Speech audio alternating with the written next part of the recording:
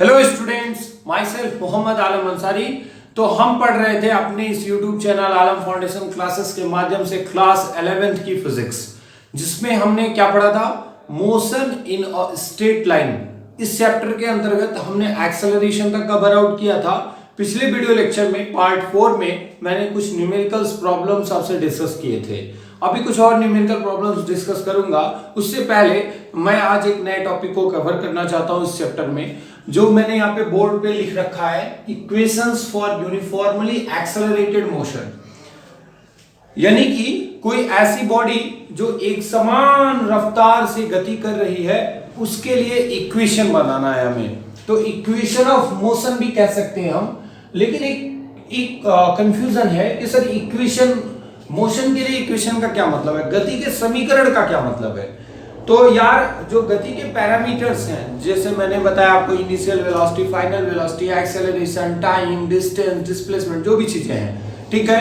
तो जब हम क्या करते हैं, इनको किसी मैथमेटिकल अप्रोच के थ्रू इन सबको एक दूसरे के साथ कोरिलेट करते हैं, तो हम एक इक्वेशन पाते हैं जिसको हम कहते हैं गति के समीकरण।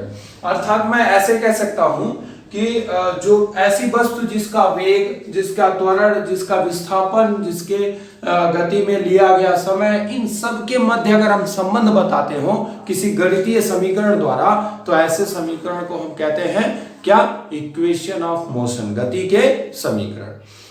इसमें मैंने यूनिफॉर्मली एक्सेलरेटेड मोशन की बात की है। इसका मतलब आप समझ रहे होंगे कि एक्सेलरेशन जो होगा वो क्या होगा, कांस्टेंट होगा। ये बात आपको ध्यान में रखनी होगी कि इस पूरी कंडीशन में, इस पूरे फॉर्मूले में एक्सेलरेशन कांस्टेंट है। आपने बोर्ड पे लिख रखा है यूनिफॉर्मली एक्सेलरेटेड मोशन, यानी कि वस्तु जो गति कर रही है उसमें त्वरण क्या है, उसमें त्वरण कांस्टेंट है। अच्छा, u क्या है, u इनिशियल वेलोसिटी है, इनिशियल वेलोसिटी है। और v क्या है, फाइनल वेलोसिटी है, फाइनल वेलोसिटी है, अंतिम वेग है। u प्रारंभिक वेग है। यस, डिस्प्लेसमेंट या डिस्टेंस का ये, ठीक है। और t तो आप समझ रहे होंगे कि वो टाइम है। अब देखिए, जो इक्वेशन ऑफ मोशन में जो फर्स्ट इक्वेशन मिलता है वो v = u + at। अब इस इक्वेशन से हम चाहें तो जितने प्रकार का इक्वेशन बनाना वो बना सकते हैं। जैसे v - u = at, then a = v - u/t। तो एक्सेलरेशन फाइंड आउट करना हो, फाइनल वेलोसिटी दिया हो, इनिशियल वेलोसिटी दिया हो, टाइम दिया हो, तो हम आराम से एक्सेलरेशन फाइंड आउट कर सकते हैं। तो पहली बात तो ये हो गई, ये फर्स्ट इक्वेशन हो गया, v = u + at। अभी कंडीशंस की बात आगे करेंगे, फर्स्ट ऑफ ऑल हम इक्वेशन समझना चाह रहे हैं। दूसरा जो इक्वेशन ऑफ मोशन है वो s = ut + ½ at स्क्वायर है, v² - u² + 2as, ये इक्वेशन नंबर 3 है। v² - u² = 2as, this is the equation number 3। Fourth equation very important equation है, इसको थोड़ा आप इत्मीनान से याद रखिएगा, बहुत जगह काम देगा। s = u + v/2 × t। वास्तव में ये इक्वेशन हमारे बहुत सारे न्यूमेरिकल प्रॉब्लम्स को सॉल्व करने में हेल्प करेगा। कहेगा कि एक वस्तु है जिसकी रफ्तार 10 मीटर/सेकंड है, 10 सेकंड बाद उसकी रफ्तार 25 मीटर/सेकंड हो जाती है, ठीक है। तो बताइए कि उसके द्वारा तय की गई दूरी क्या होगी। हम इस इक्वेशन के थ्रू उसको सॉल्व कर सकते हैं। अब इस तरह से 3 इक्वेशन के हमने पढ़े। पहला v = u + at, s = ut + ½ at square, तीसरा v² - u² = 2as। चौथा इक्वेशन बना s = u + v/2 × t। जो पांचवा इक्वेशन है वो है nवें सेकंड में चली गई दूरी। जैसे कहता है 5वें सेकंड में चली गई दूरी, 10वें सेकंड में चली गई दूरी, ऐसे क्वेश्चन जब करता है तो उसके लिए हम फार्मूला लगाते हैं Sn = u + ½ a। There is the acceleration 2n - 1। n क्या है, n जो है वो कितनेवें सेकंड में, जैसे 10वें सेकंड पूछेगा तो n की वैल्यू 10 रखेंगे, 20वें सेकंड पूछेगा तो n की वैल्यू 20 रखेंगे। तो nवें सेकंड में चली गई दूरी का ये सूत्र है। तो ये मैंने आपसे बात किया कि ये 4-5 जो है वो इक्वेशन ऑफ मोशंस हैं जिनकी स्टडी हम अभी कर रहे हैं फिलहाल। अगर इनके वेक्टर फॉर्म पर विचार किया जाए, इनका सदिश निरूपण किया जाए, तो जो जो इसमें वेक्टर क्वांटिटी होगा उस पर हम एरो लगाएंगे, वेक्टर साइन लगाएंगे, ठीक है बच्चों। जैसे v वेक्टर क्वांटिटी है तो हमने इस पर क्या कर लिया, v पर वेक्टर लगा लिया। यहाँ पे u वेक्टर क्वांटिटी है तो उस पर वेक्टर लगा लिया, a वेक्टर क्वांटिटी है तो हमने उस पर वेक्टर लगा लिया, s वेक्टर क्वांटिटी है तो उस पर लगाया। जो displacement is also a vector quantity, तो जो वेक्टर क्वांटिटी है उस पर वेक्टर लगाया। एक इंटरेस्टिंग बात यहाँ देखने वाली है, v स्क्वायर वेक्टर v तो वेक्टर क्वांटिटी है ही, लेकिन इसको हम लिखेंगे कैसे, ये डॉट प्रोडक्ट से है। वेक्टर का दो गुणा होता है, एक सदिश गुणनफल और एक अदिश गुणनफल। तो अगर मैं डॉट प्रोडक्ट लिया हूं तो ऐसी को मतलब वेक्टर v का स्क्वायर है तो मतलब vector v dot vector v है। u स्क्वायर है वेक्टर u, तो vector u dot vector u है, क्रॉस नहीं है। मेरे समझाने का यही मतलब है। अगला फोर्थ वाले का देख लीजिए, vector s equal to half u plus v into क्या हो जाएगा t। ये बातें हो गई। तो ये हो गए इक्वेशंस ऑफ मोशन, इसको दिमाग में रखिएगा। अभी इन पर मैं कुछ कंडीशंस कराऊंगा, उसको अच्छे से बताऊंगा। तो इक्वेशंस ऑफ मोशन आपको हमेशा याद होने चाहिए, इनके कंडीशंस याद होने चाहिए, इनके एप्लीकेशंस को हम क्वेश्चंस के थ्रू करेंगे। अगली बात आती है, ये जो गति के हमने समीकरण पढ़ा है, इसका यूज क्या है। मैंने बार बार कहा कि हमारे दैनिक जीवन में भी इसका उपयोग है। v बराबर u प्लस at से हम क्या कर रहे हैं, जैसे मान लीजिए कोई वाहन चालक है, कोई ड्राइवर है, कोई गाड़ी चला रहा है, उसकी रफ्तार इनिशियली 20 मीटर पर सेकंड है, फाइनल कुछ समय बाद उसकी रफ्तार 40 मीटर पर सेकंड हो गई, टाइम 2 से 3 सेकंड लिया, तो पूछा गया कि उसका एक्सेलरेशन बताओ। तो हम इस इक्वेशन के थ्रू उसको फाइंड आउट करते हैं। तो ये इक्वेशंस हमारे लिए बहुत हेल्पफुल है, इनको अच्छे से याद रखिएगा। अब मैंने जो एक चार्ट बना रखा है, ये बहुत ही बेस्ट चार्ट है आपके कंपटीशन के लिए, आपके एकेडमिक के लिए और खासकर कॉम्पिटिटिव एग्जाम के लिए बहुत इंपॉर्टेंट है। अगर कोई बॉडी रेस्ट पर है, मतलब वो गति नहीं कर रही है, ऑब्वियस सी बात है, कोई बॉडी अगर गति नहीं करेगी, कोई भी ऑब्जेक्ट अगर मूव नहीं करेगा तो उसकी वेलोसिटी जीरो होगी। जब वेलोसिटी जीरो होगी तो जाहिर सी बात है एक्सेलरेशन जीरो होगा, यानी उसका वेग जीरो होगा, त्वरण जीरो होगा, और जाहिर सी बात है उसमें होने वाला डिस्प्लेसमेंट टाइम पर डिपेंड नहीं करेगा। टाइम 2 घंटे हो गए, 4 घंटे हो गए, 20 घंटे हो गए, लेकिन उसमें कोई डिस्प्लेसमेंट नहीं होगा। यही इस इक्वेशन से समझ में हमें आ रहा है। तो ये एक बात हम समझ में आ गई कि अगर क्वेश्चन में कहता है कि बॉडी एट रेस्ट है, तो बॉडी एट रेस्ट मतलब उसकी वेलोसिटी जीरो है, इनिशियल वेलोसिटी कह सकते हैं आप। अगर इनिशियली रेस्ट कहता है तो वो इनिशियल वेलोसिटी जीरो हो गई। एक्सेलरेशन ऑब्वियस सी बात है जीरो होगा, क्योंकि बॉडी मूव ही नहीं कर रही है। उसके द्वारा ट्रेवल जो डिस्टेंस है, उसके द्वारा तय की गई जो दूरी है, वो भी टाइम पर डिपेंड नहीं कर रही है। दूसरा है यूनिफॉर्म वेलोसिटी। यूनिफॉर्म वेलोसिटी का मतलब होता है एक समान वेग से गति कर रहा है, एक समान वेग से गति करे, एक ही दिशा में जाए। ध्यान से समझिए, बॉडी में दो कंडीशन है यहाँ पे। जो मूविंग बॉडी है, जो गतिमान वस्तु है, वो एक डायरेक्शन में जा रहा हो और उसका मतलब वेग ना बदले और दिशा भी ना बदले, तो एक्सेलरेशन जाहिर सी बात है जीरो होगा। तो एक्सेलरेशन जीरो हो गया। और वेलोसिटी टाइम पर डिपेंड नहीं करेगी, क्योंकि एक समान रफ्तार से जा रही है, समय बढ़ता जाएगा लेकिन उसके वेलोसिटी में कोई चेंजेस नहीं आएंगे। इस कंडीशन में जो डिस्टेंस होगा वो उस टाइम के डायरेक्टली प्रोपोर्शनल होगा। जैसे जैसे समय बीतेगा वैसे वैसे वो डिस्टेंस को ट्रेवल करता जाएगा। फॉर एग्जांपल मैं आपको समझाता हूं, जैसे मान लीजिए किसी भी बाइक की जो रफ्तार है वो 20 मीटर पर सेकंड है, ऐसा समझिए। 20 ना ज्यादा हो गया, 5 मीटर पर सेकंड है। कोई गाड़ी है, उसकी जो रफ्तार है वो 5 मीटर पर सेकंड है और ये एक समान चाल से चल रही है। ठीक है, ध्यान से सुनिए। कोई बाइक है जिसकी रफ्तार है 5 मीटर पर सेकंड और एक समान चाल से चल रही है, तो जाहिर सी बात है इसमें क्या क्या हो गया, एक्सेलरेशन जीरो हो गया। ये बात समझ में आ गया। एक्सेलरेशन जीरो क्यों होगा, क्योंकि वो एक समान चाल से चल रही है। अच्छा, 5 घंटे बाद उसकी वेलोसिटी कोई पूछेगा तो क्या होगा, यही होगा, 5 मीटर पर सेकंड ही होगा। 5 घंटे क्या 50 घंटे बाद पूछे तब भी वही होगा, अगर वो ड्राइव कर रहा है तो। यानी कि उसकी वेलोसिटी अगर 5 मीटर पर सेकंड एक समान रफ्तार से जा रहा है तो समय बीतता जाएगा, लेकिन उसकी वेलोसिटी में कोई वेरिएशन नहीं होगा। अच्छा, लेकिन हर वो 1 सेकंड में 5 मीटर चलता जाएगा। तो अगर मैंने कहा 1 सेकंड में 5 मीटर जा रहा है तो 10 सेकंड बाद उसके द्वारा तय की गई दूरी, तो यहाँ s directly proportional to t है ना, यानी कि अगर 10 सेकंड बाद पूछेंगे तो 10 बचे 50 मीटर वो ट्रेवल कर चुका होगा। इसीलिए मैंने लिखा है s directly proportional to t to the power 1। ठीक, तो अगर यूनिफॉर्म वेलोसिटी से कोई ऑब्जेक्ट मूव कर रहा है तो उसमें वेलोसिटी तो t पर डिपेंड नहीं करेगा, एक्सेलरेशन जीरो होगा, इससे आप सभी सहमत हैं। और जो डिस्टेंस होगा वो टाइम टू द पावर 1 पे डिपेंड करेगा। तीसरी कंडीशन है यूनिफॉर्म एक्सेलरेशन। लो मतलब एक्सेलरेशन यूनिफॉर्म हो गया। एक्सेलरेशन जब यूनिफॉर्म होगा तो उस कंडीशन में एक्सेलरेशन टाइम पर डिपेंड नहीं करेगा। जो यूनिफॉर्म होगा वो टाइम पर डिपेंड नहीं करेगा, ये कंफर्म है। मतलब समय बढ़ाते जाओ, एक्सेलरेशन नहीं चेंज होगा। वो एक बार एक्सेलरेट हो गई है, मतलब चेंज इन वेलोसिटी क्या है, कांस्टेंट है। ठीक है, तो यहां पे देखो velocity directly proportional to T. बेशक वेलोसिटी समय के साथ बढ़ेगी, लेकिन उसके बढ़ने का जो रेट है ना वो कांस्टेंट रहेगा, जिसकी वजह से एक्सेलरेशन कांस्टेंट हो जाएगा।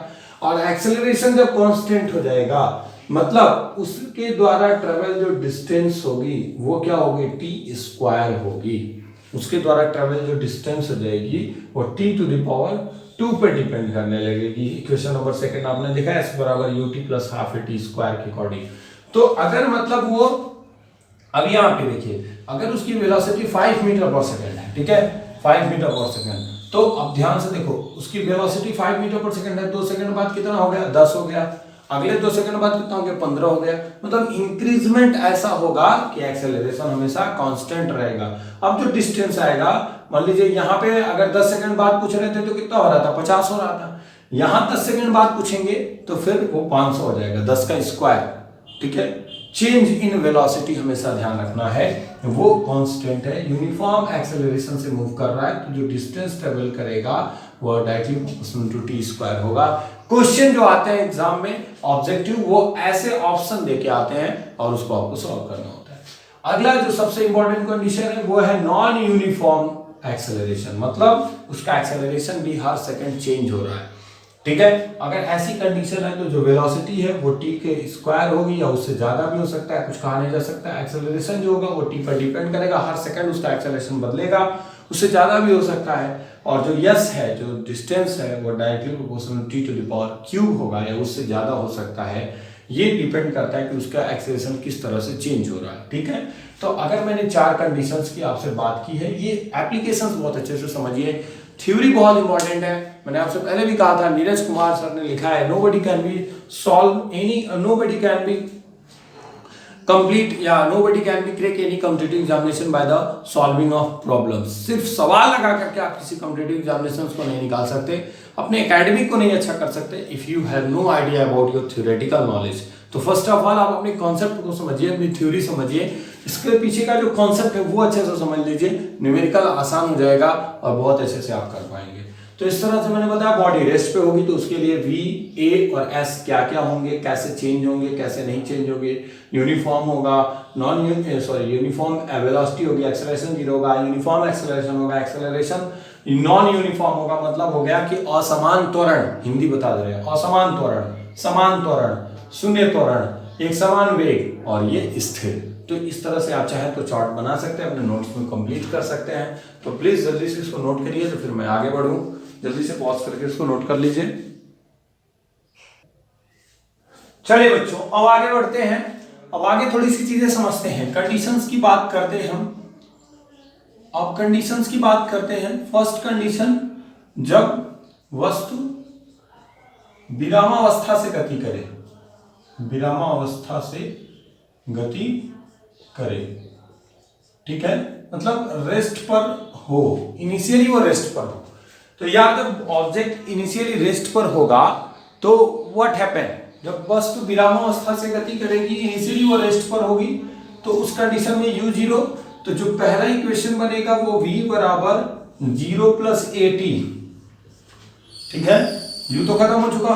दूसरा इक्वेशन क्या बनेगा, s बराबर 0 गुणे t plus half A T square, और तीसरा क्या बन जाएगा, v स्क्वायर माइनस 0 का स्क्वायर बराबर 2as। अब यहां समझिए, तो v बराबर at आ जाएगा, दिस इज द इक्वेशन। ठीक है, ये कॉन्सेप्ट है, बेसिक चीज है। ये जो 3 इक्वेशन हमने पढ़ा ना उसी से काम कर रहे हैं, कुछ नया हमने खोज नहीं किया है, बस सिंपल सा काम है कि इनिशियली वो रेस्ट पर है, मतलब मूव नहीं कर रहा है, इनिशियल वेलोसिटी 0 है, सीधी सी बात है, u equal to initial velocity, बात खत्म। s इक्वल टू क्या हो जाएगा, हाफ ए टी स्क्वायर हो जाएगा। यहां से बहुत सारा चीज हो जाएगा, 2s upon t, 2s upon a equal to t square. ऐसा मतलब जो भी आपसे पूछेगा उसको फाइंड आउट कर सकते हैं। यहां से आएंगे तो v square equal to 2as, ये भी हमारे पास आ जाएगा। ठीक है, तो 3 नए इक्वेशंस बन गए उसी से कोई नया काम नहीं किया, बस वही 3 जो पढ़े थे हमने ना, वो मूल याद होने चाहिए। v बराबर u प्लस एटी, s बराबर ut plus half A T square, v square बराबर u स्क्वायर प्लस 2s, वो याद होना चाहिए। क्योंकि अगर विरामावस्था कहेगा तो जहां जहां u होगा वहां 0 कर लेंगे, बात खत्म। तो इक्वेशन जैसे होगा वैसे आ जाएगा वो। चलिए इसको जल्दी से पॉज करके नोट करिए, तो फिर मैं आगे आपको बताऊं अगले कंडीशंस को। चलिए हो गया बच्चों, तो आपने इसको नोट कर लिया होगा। अब इसके आगे दूसरे कंडीशन की तरफ बढ़े। जब वस्तु क्या करे, गति करके विरामावस्था में आ जाए, गति करके विरामावस्था में आ जाए, विरामावस्था में आ जाए, ठीक है। यानी ये ना हो गति करे और विरामावस्था में आ जाए। सुने मेरी बात ध्यान से, जब वो मूव करके विरामावस्था में आएगा तो v क्या हो जाएगा, 0, फाइनल वेलोसिटी 0 हो जाएगी, क्योंकि गति करके विरामावस्था में आ रहा है। दूसरी बात, गति कर रहा है तो पहले तो इनिशियल वेलोसिटी कुछ ना कुछ होगी, यानी u ज्यादा होगा v से, इनिशियल वेलोसिटी ज्यादा होगी और फाइनल वेलोसिटी कम होगी। सोचो यार कि अगर बॉडी मूव कर रही है और विरामावस्था में आ रही है तो ब्रेक लग रहा होगा, उसकी वेलोसिटी को कम किया जा रहा होगा, और जब समय के साथ वेग घटता है यानी एक्सेलरेशन नेगेटिव होता है। ये कॉन्सेप्ट है, ये कॉन्सेप्ट है। वस्तु गति तो कर रही है और गति करने के बाद विरामावस्था में आ रही है, तो गति कर रही है तो जाहिर सी बात है इनिशियल वेलोसिटी होगी। इनिशियली वो मूव कर रहा था, विरामावस्था में आ रहा है, रुक जा रहा है, ब्रेक लगाने के बाद रोक दे रहे हैं उसको, तो फाइनल वेलोसिटी 0 हो जा रही है। और जब रोक रहे हैं तो जाहिर सी बात है u ज्यादा था, v कम है, यानी वेलोसिटी समय के साथ घट रही है। जब घट रही है तो रिटार्डेशन हो रहा है, मतलब मंदन हो रहा है। इस कंडीशन को हम क्या कहते हैं, मंदन हो रहा है, ठीक है। विरामावस्था में आ जाए अर्थात मंदन हो, और ऐसा मंदन हो कि वो स्टॉप हो जाए। दो कंडीशन होगा, एक तो विरामावस्था में नहीं आएगा, अभी उसकी बात करेंगे। यहाँ मतलब रोक दें, सीधा सीधा उसको फाइनल वेलोसिटी 0 कर दें, ये हो गया 0, और यहाँ आ गए भैया u, और ये हो गया एक्सेलरेशन माइनस। यहाँ यस तो ऐसे ही रहेगा, u बिल्कुल रहेगा ऐसे ही, ठीक है, क्योंकि यहाँ v है ही नहीं, बस यहाँ क्या हो जाएगा माइनस। यस बराबर क्या मिल जाएगा, ut minus half A T square, ठीक है। यहाँ क्या मिल जाएगा, u बराबर 80 मिल जाएगा। देखिए u इधर है तो माइनस u, माइनस माइनस खत्म, u बराबर 80। अब देखिए तीसरे थर्ड लास्ट वाले में v 0 हो जाएगा बराबर माइनस u स्क्वायर, यहाँ माइनस 2s, क्योंकि एक्सेलरेशन माइनस कर चुका है इसने। अब क्या हो जाएगा, u square equal to, sorry u square equal to, यहाँ v की जगह क्या हो जाएगा u square equal to 2as। तो जब भी आपसे कहे कि वस्तु गति करके विरामावस्था में आ जा रही है, ठीक है, विरामावस्था में आने का मतलब फाइनल वेलोसिटी 0 कर रहा है, इनिशियल वेलोसिटी 0 नहीं कर रहा है। तो चलिए इसको भी पॉज करके फटाक से नोट करिए, तो फिर हम आगे कुछ बात करें। चलिए बच्चों कंडीशन नंबर 3 की बात करें। 3 में ये हो रहा है, ध्यान दीजिए, बॉडी मूव कर रही है, बिल्कुल वो मूव ही कर रही है, लेकिन उसकी इनिशियल वेलोसिटी u होने के बावजूद उसकी फाइनल वेलोसिटी 0 नहीं हो रही है। मतलब कि वो वस्तु तो गति कर रही है u वेलोसिटी के साथ, ठीक है, v वेलोसिटी हो जा रही है उसकी कुछ समय बाद, बट यहां पर u ज्यादा है v से। दूसरी कंडीशन क्या है, v नॉट इक्वल टू 0, मतलब विरामावस्था में नहीं आ रही है, गति करने के बाद मूव करने के बाद वो स्टॉप नहीं हो रही है, रेस्ट पे नहीं आ रही है, अभी भी मूव कर रही है। जैसे मैं समझाऊं, पहले वो 20 मीटर पर सेकंड की रफ्तार से चल रही थी, 10 सेकंड बाद उसकी रफ्तार 15 मीटर पर सेकंड हो गई, यानी कि उसमें क्या हो गया, उसके वेग में कमी आई, यानी रिटार्डेशन हुआ, एक्सेलरेशन निगेटिव होगा, ठीक है। लेकिन फाइनल वेलोसिटी 0 नहीं होगी। जो पिछले वाले केस में फाइनल वेलोसिटी हमने 0 किया था, ऐसा कुछ नहीं। यहाँ पे जो इक्वेशन बनेगा v equal to u minus 80, कोई 0 नहीं होगा। दूसरा s equal to ut minus half A T square, S second वाला जो बनाया था उसमें। थर्ड क्या हो जाएगा, v square minus u square equal to minus 2as। Same चीजें, सब कुछ सेम है, बस आप यहाँ ध्यान दीजिए। बस यहाँ पे माइनस क्यों है, क्योंकि एक्सेलरेशन निगेटिव हो गया, क्योंकि रिटार्डेशन हो रहा है। तो 3 मुख्य कंडीशंस की हमने बात की। पहली कंडीशन थी कि बॉडी रेस्ट पर हो तो u 0 हो जाएगा, इनिशियली रेस्ट पर है और मूव कर रही है तो u 0 हो जाएगा। दूसरा कंडीशन ये था कि बॉडी में मूवमेंट हो रहा है, इनिशियली वो कुछ वेलोसिटी से मूव कर रही है, बट वो कुछ समय बाद रुक जा रही है, तो v 0 हुआ और a क्या हो जाएगा, एक्सेलरेशन तुरंत निगेटिव हो जाएगा, बहुत धड़ाम से एक्सेलरेशन गिरेगा, डी एक्सेलरेशन बहुत तेजी से होगा। और तीसरी कंडीशन मैंने बताया कि u और v दोनों रहेगा, बस v धीरे धीरे घट रहा होगा और एक्सेलरेशन निगेटिव हो रहा होगा। तो ये बातें हो गई s equal to ut plus half A T square और v बराबर u प्लस ए टी, वी स्क्वायर बराबर v square minus u square equal to 2s के लिए। अब हम बात करेंगे मोशन अंडर ग्रेविटी की, गुरुत्व के अधीन गति। ये तो बात हो रही थी कि जब कोई ऑब्जेक्ट कैसे मूव कर रहा हो, एक स्ट्रेट लाइन पे मूव कर रहा हो। मोशन अंडर ग्रेविटी भी एक स्ट्रेट लाइन पे ही मोशन होगा, ऐसा नहीं है कि वो स्ट्रेट लाइन नहीं होगा। जैसे ये ऑब्जेक्ट है, मैं इसको छोड़ूंगा तो ये भी तो एक स्ट्रेट पाथ पे ही मूव कर रहा है। ऐसा तो है नहीं कि ऐसे ऐसे ऐसे करके मूव कर रहा है, वो तो सीधे स्ट्रेट फॉरवर्ड ही गिर रहा है ना।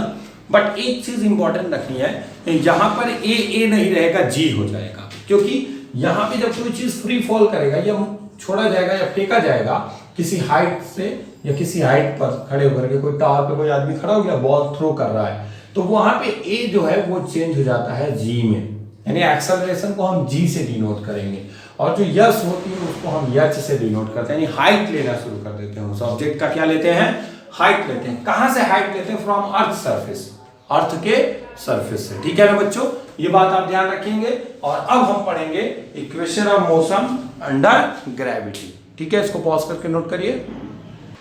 चलिए बच्चों, चार और कंडीशंस की बात करते हैं। वर्टिकल मोशन अंडर ग्रेविटी की हम बात कर रहे हैं, मतलब कोई ऑब्जेक्ट कैसे मूव करेगा, वर्टिकली मूव करेगा, हॉरिजॉन्टल मूव नहीं करेगा, वर्टिकली मूव करेगा, यानी यहाँ पर ग्रेविटी को ध्यान देना होगा, गुरुत्वाकर्षण को ध्यान देना होगा। और उस कंडीशन में क्या होगा, जब पहली कंडीशन आएगी व्हेन अ बॉडी थ्रोन, जब कोई वस्तु फेंकी जाए डाउनवर्ड नीचे की तरफ विथ इनिशियल वेलोसिटी, एक प्रारंभिक वेग u से, फ्रॉम हाइट h, मतलब किसी h हाइट पर कोई आदमी खड़ा है और किसी बॉल को नीचे की तरफ वो u वेलोसिटी से फेंक रहा है, तो उस कंडीशन में इक्वेशन ऑफ मोशन क्या होगा, पहला v equal to u plus A t था, ए की जगह हमने जी लगा दिया। ठीक है, जहां ए रहेगा वहां पे जी लिखना है, जहां यस रहेगा वहां एच लिखना है। दूसरा v square minus u square, third equation था इक्वल टू 2gs, 2as था ना, a की जगह g और s की जगह h। तीसरा h equal to ut plus half gt square, जहां ad स्क्वायर था और यहाँ s था, मतलब जहां पे s था वहां आपको h लिखना है, जहां g था वहां पे आपको a था वहां पे g लिखना है। लास्ट 3वें सेकंड में चली गई दूरी या 91वें सेकंड में चली गई दूरी के लिए हम क्या फॉर्मूला यूज कर रहे थे, एशियन, तो यहाँ h nth, मतलब 90वें सेकंड में तय की गई हाइट वो क्या हो जाएगी u plus g by two, यहाँ a बाई टू था। ठीक है, हाफ a था ना तो हाफ g हो गया 2n माइनस 1, ये h यहाँ नहीं है, ये h इसकी हाइट है, ध्यान देना भाई।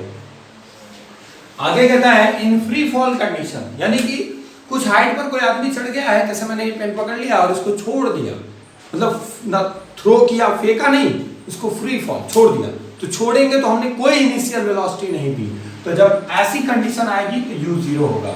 और एक बात और ध्यान देंगे, u 0 होगा तो जहां जहां u है वहां वहां 0 कर लीजिए, आपको नए इक्वेशंस मिल जाएंगे। इसमें कुछ समझाना है क्या, v बराबर gt, h बराबर देखिए u 0 कर दिया तो हाफ gt स्क्वायर आया। यहाँ से ये बहुत यूज होता है, t बहुत पूछता है, कहता है 20 मीटर की ऊंचाई से किसी पिंड को छोड़ा जाए तो पृथ्वी पर टकराने में कितना समय लगेगा, h 20 कर दिया, g पता है 9.8 रख लीजिए, आपको d मिल जाएगा। समझ रहे बात को, ऐसे क्वेश्चन बहुत पूछे जाते हैं। 100 मीटर की ऊंचाई से किसी पिंड को छोड़ा जा रहा है तो पृथ्वी पर टकराने पर कितना समय लगेगा, ये वाला फार्मूला लगाइए, आसानी से हल हो जाएगा। तीसरा है कि मतलब nh सेकंड में चली गई जो हाइट होगी वो u 0 होगा तो u गैप कर देंगे बस। थर्ड कंडीशन बहुत इंपॉर्टेंट है, when a body is throne upward with initial velocity u the equation of motion, मतलब हम ऐसे किसी पिंड को ऊपर की तरफ फेंक रहे हैं, देखो ऊपर फेंक रहे हैं, ठीक है, ऊपर फेंक रहे हैं, तो जब ऊपर फेंकेंगे तो फेंक रहे हैं यानी कुछ ना कुछ इनिशियल वेलोसिटी उसको हम प्रोवाइड कर रहे हैं, तो वहां पे क्या होगा, u तो रहेगा लेकिन g क्या कर रहा है, ग्रेविटी हर चीज को नीचे की तरफ खींच रही है। ये मैं छोड़ूंगा जब इसको पृथ्वी पर, मैं ऐसा ऊपर फेंक रहा हूं तब भी ये नीचे आ रहा है, ठीक है, या मैं इसको ऐसे छोड़ रहा हूं तब भी नीचे जा रहा है, लेकिन अगर मैं ऊपर फेंक रहा हूं मतलब इसको मैं ऊपर ले जा रहा हूं तो ग्रेविटी के विरुद्ध काम कर रहा हूं, गुरुत्वाकर्षण के विरुद्ध काम कर रहा हूं, पृथ्वी नीचे खींचना चाहती है, मैं इसे ऊपर ले जा रहा हूं, तो उस कंडीशन में जहां जहां ए जी होगा वो माइनस होगा, तो v बराबर u माइनस gt, h बराबर ut minus half gt square बराबर v square minus u square equal to minus 2gh कहिए, चाहे उसको पक्षांतर कर लीजिए, तो v स्क्वायर बराबर u स्क्वायर माइनस 2gh आ जाएगा। Fourth condition is very very important, क्योंकि इस पे बहुत सारे न्यूमेरिकल प्रॉब्लम्स हैं, समझने की कोशिश करिए। कोई हाइट पे कोई बंदा खड़ा है या हाइट पे, वो किसी ऑब्जेक्ट को क्या करता है ना, ऐसे नहीं छोड़ता है ना फेंकता है, वो क्या करता है u वेलोसिटी से फेंक दे रहा है, ऐसे फेंक दे रहा है u वेलोसिटी से, मन कर रहा है तो किसी थीटा एंगल पे बना रहा है, फेंक रहा है, और नहीं तो बेचारा सीधा सीधा ऊपर फेंक दे रहा है, मतलब ऐसे फेंक दे रहा है, ठीक है, यू वेलोसिटी से। मैक्सिमम केस में थीटा एंगल पर ही फेंकते हैं। तो जब हम इस ऑब्जेक्ट को यू वेलोसिटी से ऊपर फेंकेंगे, एक तो हाइट पे है ही और उस हाइट से भी ऊपर फेंकेंगे तो ऐसे मूव करते हुए फिर ग्राउंड को हिट करेगा। ऐसा नहीं कि पृथ्वी पर नहीं आएगा, किसी टावर पर से चढ़ के किसी बॉल को फेंकेंगे तो अंतरिक्ष में चला जाए, ऐसा कुछ नहीं होने वाला है। वो फिर वो क्या करेगा, एक प्रोजेक्टाइल पाथ पर मूव करता हुआ, एक परवलय पथ पर मूव करता हुआ नीचे आना ही आना है उसको, एक वक्राकार पथ पर गति करता हुआ, एक कर्व लीनियर पाथ पर गति करता हुआ, कर्व पाथ पर गति करता हुआ नीचे आएगा, ठीक है, पैराबोलिक पाथ को फॉलो करेगा। उस कंडीशन में जो h का फार्मूला लगेगा वो बहुत इंपॉर्टेंट है, h equal to minus ut plus half gt square. कुछ लोग सोच रहे होंगे कि सर ऊपर फेंक रहे हो तो यहाँ g माइनस होना चाहिए, नहीं, ऊपर कुछ क्षण के लिए ऊपर जाएगा, कुछ हाइट ट्रेवल करेगा, फिर वो नीचे आना शुरू कर देगा, यानी कि वो ग्रेविटी के ही साथ काम करेगा। तो इसीलिए मैंने यह चीज को क्या लगाया है, minus ut plus half gt square. तो फटाफट इसको नोट कर लीजिए, सारे कंडीशन बहुत इंपॉर्टेंट है, जल्दी नोट करिए। चलिए बच्चों, अब देखिए एक नई कंडीशन जो मैंने बनाई है बोर्ड पे, इसमें बहुत सारे न्यूमेरिकल प्रॉब्लम्स पूछे जाते हैं और वो काफी इंपॉर्टेंट होते हैं, काफी हद तक बहुत ज्यादा वो आपसे पूछे जाते हैं, ठीक है। कह रहा है कि एक टावर है h हाइट का, कोई बंदा ऊपर से किसी बॉल b को u2 वेग से थ्रो कर रहा है, फेंक रहा है, और नीचे से कोई बंदा क्या कर रहा है, u1 वेग से ऊपर फेंक रहा है। तो जाहिर सी बात है दोनों बॉल, एक बॉल ऊपर से फेंका जा रहा है और ठीक उसी समय एक बॉल नीचे से फेंका जा रहा है। ऊपर से फेंके जाने वाले बॉल का भी जो g है वो g है, मतलब उस पर जो एक्सेलरेशन है वो भी g है, इसके लिए भी जो एक्सेलरेशन है वो g है, ठीक है। एक दूसरे के रिस्पेक्ट में इनका जो मतलब एक्सेलरेशन है वो जीरो है, यानी ये कांस्टेंट वेलोसिटी से ऊपर नीचे आ रहे हैं जा रहे हैं, ठीक है। यानी कि यहाँ समझना होगा हमें एक बात, हमको यहाँ पे बहुत अच्छे से क्लियर करनी होगी कि रिलेटिव एक्सेलरेशन किसी भी बॉडी का दूसरे बॉडी के रिस्पेक्ट में जीरो है, ठीक है, एक बात याद रखिएगा। इसी तरह से जो रिलेटिव वेलोसिटी है, ठीक है, ध्यान से समझिएगा, वो क्या है, वो एक दूसरे के रिस्पेक्ट में वो कांस्टेंट है, ठीक। अब आगे बढ़ते हैं, ध्यान से समझ लीजिए। कह रहा है कि A को क्या कर रहा है, u1 वेग से ऊपर फेंक रहा है, B को क्या कर रहा है, u2 वेग से नीचे फेंक रहा है। तो t टाइम बाद, आफ्टर t टाइम, वो क्या करते हैं, एक दूसरे से मिलते हैं। तो वो टाइम क्या होगा, कब वो एक दूसरे से मिलेंगे, t क्या है, दोनों गेंदों के मिलने का समय, मिलने का समय, वो क्या हो जाएगा, t इक्वल टू वो हो जाएगा h upon u1 plus u2। ध्यान समझ लीजिए, t क्या हो जाएगा, h upon u1 plus u2। अच्छा, दूसरा आता है कि जो a वाला है वो कितना दूरी तय कर चुका होगा, मान लेते हैं x दूरी तय कर चुका होगा, तो फॉर बॉल a, ठीक है, x equal to u1t minus half gt square. ये कितनी दूरी तय किया गया होगा इसके द्वारा, वो हम इस फॉर्मूले से निकालेंगे। तो पूछेगा कहाँ मिलेंगे, तो ये निकाल लो कि कितना गया होगा उस समय t में, t पहले फाइंड कर लो, कब मिलेंगे निकल जाएगा। अब कब मिलेंगे, जब t पता चल गया तो इसके द्वारा तय की गई दूरी मिल जाएगी। अगर ये 25 मीटर है, तो अगर ये 100 मीटर हाइट का है, ध्यान दीजिए 100 मीटर हाइट है इसकी, तो ये 25 मीटर क्या होगा, तो 75 मीटर नीचे आएगा, बात खत्म। तो इस तरह से आप वो सॉल्व कर सकते हैं। कंडीशन फिर समझा रहा हूँ, एक टावर है, ऊपर से कोई बच्चा बॉल थ्रो कर रहा है, नीचे से कोई बच्चा बॉल फेंक रहा है, ठीक है। दोनों के लिए जो एक्सेलरेशन है वो कांस्टेंट है, g दिया गया, ठीक। कह रहा है कि दोनों एक दूसरे के साथ कब और कहां मिलेंगे, तो कब मिलेंगे हम इस फार्मूले से निकालेंगे, कहां मिलेंगे हम इस फार्मूले से निकालेंगे। एक बात का ध्यान रखना है कि x जो है वो a द्वारा तय की गई ऊंचाई है, तो a द्वारा तय की गई ऊंचाई अगर निकाल लोगे, h तुमको गिवन रहेगा, तो ये नहीं बता पाओगे कि v वाला कहाँ आया होगा। या हम ऐसे कह सकते हैं कि नीचे से इतनी मीटर की ऊंचाई पर दोनों एक दूसरे से मिलेंगे। तो ये बहुत इंपॉर्टेंट कॉन्सेप्ट था जो मैंने अभी आपको बताया, तो जल्दी से इसको पॉज करके नोट करिए। तो कुछ और चीजें मैं आपको सिखाऊं, बताऊं। चलिए बच्चों, एक क्वेश्चन मैंने आपको कराने की कोशिश की है, ध्यान दीजिए। A body initially at rest, ठीक है, falls from a height 19.6 metre. 19.6 metre से कोई बॉडी को इनिशियली गिराया जाता है। ये हाइट हो गई 19.6 मीटर। यहाँ पे एक बॉल है जिसको नीचे की तरफ थ्रो किया छोड़ा जाता है, तो इनिशियली रेस्ट पर था, तो u 0 था।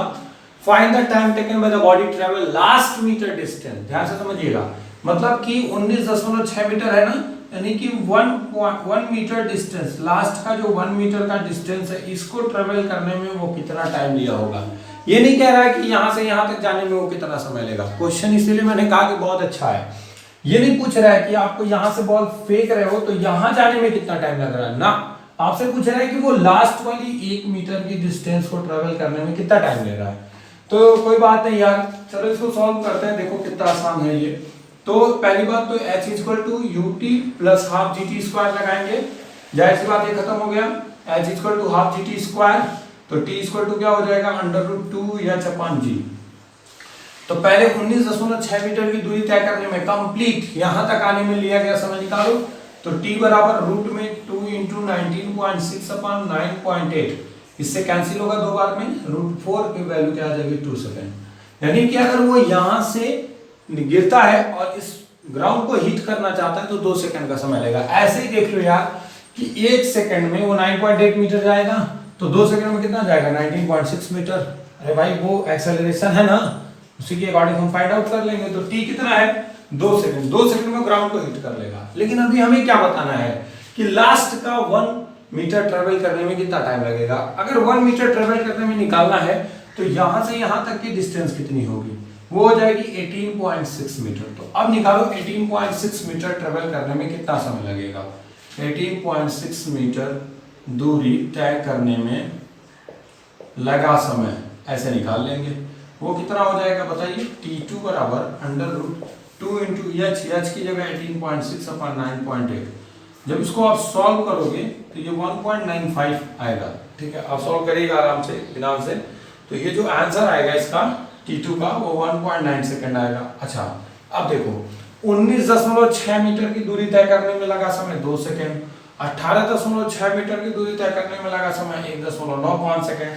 तो अंतिम 1 मीटर की दूरी तय करने में लगा समय क्या होगा, अंतिम 1 मीटर की दूरी तय करने में लगा समय, यही तो पूछ रहा है। क्या पूछ रहा है, find the time taken by body to travel last metre distance. 1 metre जो लास्ट वाला है, तो हमने 19 तो यानी कि 18.6 मीटर आने में उसको कितना समय लगा है, इतना सेकंड लगा है।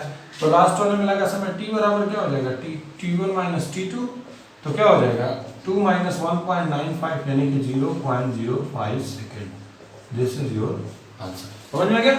क्वेश्चन में ऐसा नहीं पूछा था कि बस कब हिट करेगा ग्राउंड का, ऐसा कुछ नहीं पूछा था, करेगा लास्ट 1 मीटर ट्रेवल करने में कितना समय लगेगा। बहुत आसानी से हल हो गया। पॉज करके नोट करिए। चलिए बच्चों अगले क्वेश्चंस की तरफ देखते हैं। मैं पढ़ दे रहा हूं question. A ball is released from the height from the top of a tower of height h metre. मतलब एक बॉल है जो h मीटर की हाइट पर एक टावर पे रखा हुआ है, ये बॉल है। ठीक है, इसको ड्रॉप किया जाता है, मतलब इनिशियल वेलोसिटी 0 है। ठीक है, और उसे ग्राउंड पर रीच होने में, यहां पहुंचने में कितना समय लगता है, t समय लगता है। तो पूछता है where is the ball at time t/2। मतलब जब टाइम t/2 लिया जाए तो कहां होगा बॉल। तो कॉमन सेंस लगाओ, हो सकता है बीच में हो, है ना, ऐसा कुछ नहीं है। देखो कैसे सॉल्व करेंगे। तो फर्स्ट ऑफ ऑल क्या होगा, गिवन दैट इनिशियल वेलोसिटी 0। ठीक है, तो h हाइट ट्रेवल करने में जो टाइम लगा वो क्या होता है, t equal to under root 2h upon g। ठीक है, हम पढ़ चुके हैं। तो t/2 टाइम में वो कितना डिस्टेंस ट्रेवल किया हुआ ये फाइंड कर लो। Where is the ball at t time 2। तो आप पढ़ते हो कि चूंकि h इक्वल टू होता है ut plus half gt square, तो u 0 है, तो क्या हो जाएगा हाफ gt स्क्वायर। तो h डैश करते हैं हम, कितनी हाइट वो आया होगा वही फाइंड करना है।